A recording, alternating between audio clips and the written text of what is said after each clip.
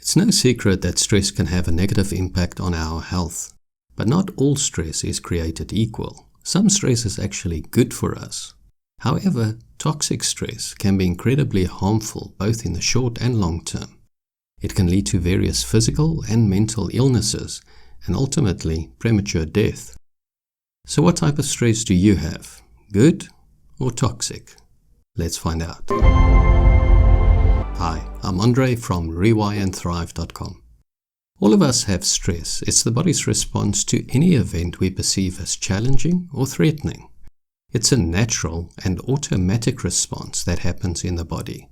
When we experience a relatively high level of stress, we can notice it in our bodies. It's when our heart rate increases, our breathing becomes shallow, and our muscles tense up. The stress response is the body's way of preparing to deal with a challenge or a threat. This stress response is also known as the fight or flight response. During the fight or flight response, our bodies release the stress hormone cortisol to help it respond to stress. In small doses, cortisol can be beneficial, but when produced in large quantities or over a long period, it can have negative effects on the body.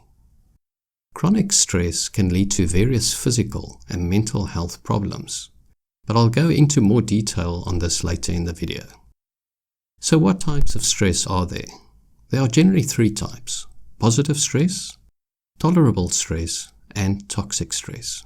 Positive stress, also known as eustress, is the kind of stress that motivates us, keeps us going, and helps us perform at our best. It's a stress that comes from meeting a deadline or working towards a goal. Positive stress is also the type of stress we feel when we're excited about something, like a big project at work or an upcoming vacation. This positive form of stress gives us energy and focus to get things done. However, too much of any kind of stress can be harmful. Next, there's tolerable stress. Tolerable stress is a type of stress that is short-lived and manageable. It occurs in response to challenging life events, such as losing a job or going through a divorce. While these events can be difficult to deal with, they eventually end and don't have lasting effects on the body. And having a support network of friends and family can also help to buffer the impact of these events on us. In other words, it's stress that's either not too intense, or even if it is intense, it doesn't last too long to overwhelm us. And lastly, we have toxic stress.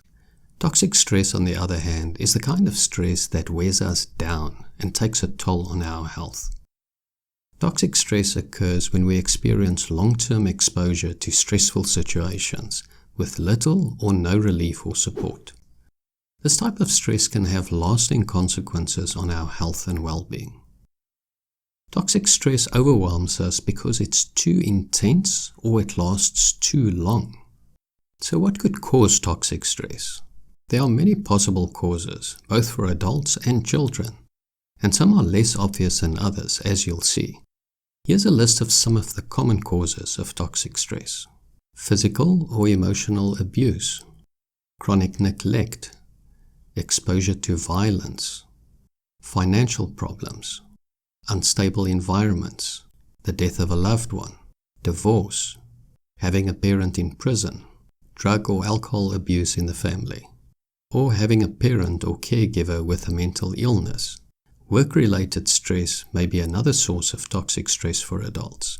In fact, it's one of the biggest sources of stress for Americans. Other sources of toxic stress could include relationship difficulties and health issues. So let's take a look at how toxic stress affects us.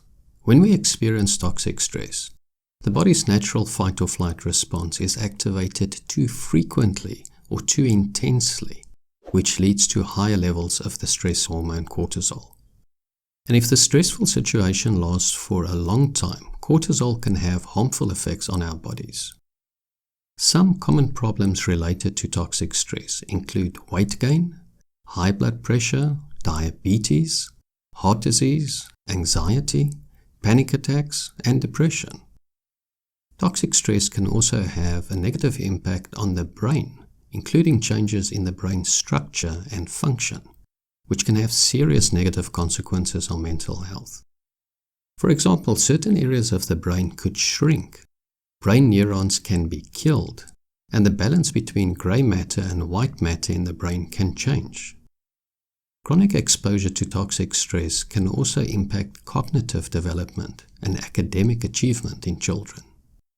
It can also overwhelm the child's developing brain and disrupt the development of healthy emotional regulation, memory, and immune system function. Furthermore, this type of stress can also lead to social and emotional problems. It can also affect mental health by making someone more irritable and increasing their response to stressful situations. People who experience toxic stress are also at an increased risk of substance abuse and suicidal thoughts. It is important to be aware of the signs and symptoms of toxic stress in order to identify it in ourselves and loved ones and better protect ourselves from its damaging effects. So what do you do if you are experiencing toxic stress? How do you mitigate the effects of toxic stress? This is actually a very broad topic and we could talk about it for hours. But for now, let's just boil it down to the basics. Essentially, there are two main ways of dealing with it, although each one of these two have many subcategories. Number one, identify the cause of your toxic stress and avoid it or change it.